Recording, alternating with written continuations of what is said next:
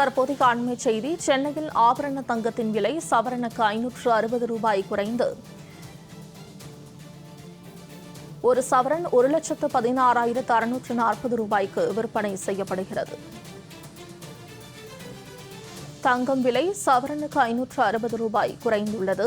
சென்னையில் ஆபரண தங்கத்தின் விலை சவரனுக்கு 560 ரூபாய் குறைந்து ஒரு சவரன் 1,16,640 ரூபாய்க்கு விற்பனை செய்யப்படுகிறது. சென்னையில் ஆபரண தங்கத்தின் விலை சவரனுக்கு 560 ரூபாய் குறைந்துள்ளது. கூடுதல் தகவல்களை செய்தியாளர் லாவண்யா வழங்க கேட்கலாம். லாவண்யா, தங்கம் விலை சவரனுக்கு 560 ரூபாய் குறைந்துள்ளது. மேலும் விவரங்கள்.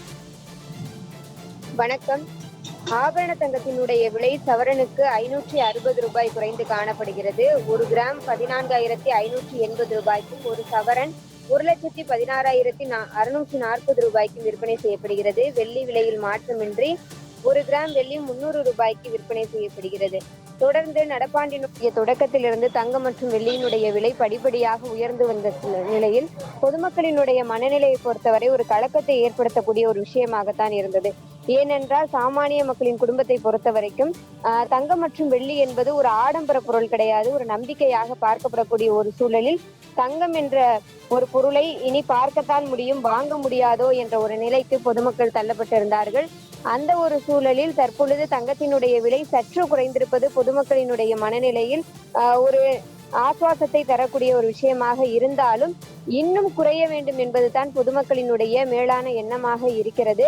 ஆனால் இனிவரும் காலங்களில் தங்கம் மற்றும் வெள்ளியினுடைய விலை குறைவதற்கு வாய்ப்பு கிடையாது, அதிகமாக உயர்வதற்கு தான் சாத்தியங்கள் அதிகமாக இருப்பதாக தங்க நகை வியாபாரிகள் தெரிவிக்கின்றனர்.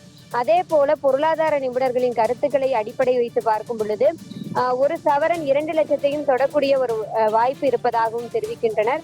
அதிலும் குறிப்பாக உலக நாடுகள் தங்கத்தை ஒரு சிறந்த முதலீடாக கருதுவது, மேலும் தங்கம் என்ற ஒரு பொருளை எவ்வளவு விலை உயர்வு ஏற்பட்டாலும் தங்கம் என்ற ஒரு பொருளின் மீது பொதுமக்கள் ஆர்வம் கொண்டிருப்பது போன்ற பல்வேறு காரணிகள் தங்க நகை விலை உயர்வுக்கு முக்கியமாக அமைகின்றன.